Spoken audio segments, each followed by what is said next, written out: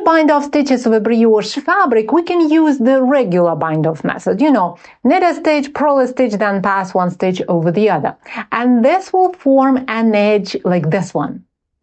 Tight, with a chain of smallish stitches and a general impression that the fabric is constrained. We can do better than that. We'll use the same regular bind-off method, but with a little brioche-friendly tweak. Here's how it works. The first stitch is usually a selvage because brioche has messy edges if we don't add selvages. So we knit that stitch. Next comes a duo of a knit stitch and a yarn over. It is known as a brioche knit, and we knit it as one stitch. 2 stitches on the right needle. Good. Here comes the tweak. Instead of passing one stitch over the other, we insert the left needle from left to right into these stitches so that the right needle is at the back of the left needle. Then we wrap the right needle with the yarn as we do when we knit a stitch and pull this wrap through, knitting these 2 stitches together through the back loop. This is how we bind off a knit stitch. Now let's see how we bind off a purl. It is right over here. So we bring the yarn to the front of the work, purl this stitch, no surprises here. Then we keep the yarn at the front of the work and insert the left needle into these 2 stitches, but this time we make sure the right needle is at the front of the left needle. Why? Because we are going to purl these 2 stitches together, like this.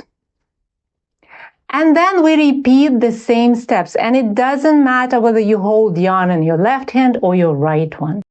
The process is exactly the same. When I hold yarn in my right hand, I knit the brioche knit. Then I insert the left needle into both stitches. The right needle is at the back. Wrap the tip of the right needle with the yarn and pull the wrap through, knitting these stitches together through the back loop. To bind off a purl, I bring the yarn to the front, purl this stitch. The yarn is still at the front.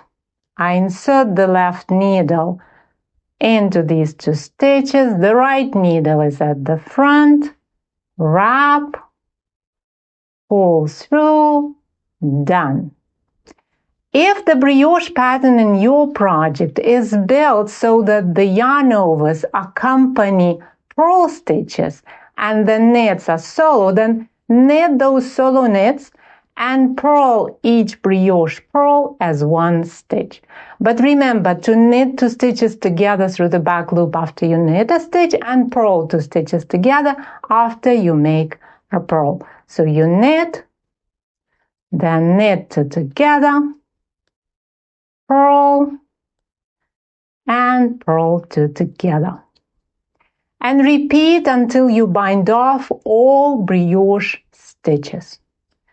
Knit, knit 2 together, purl, purl 2 together.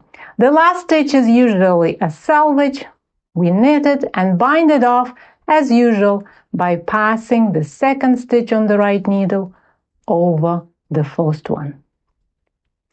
Just look at this beautiful edge and see how much difference this little tweak makes.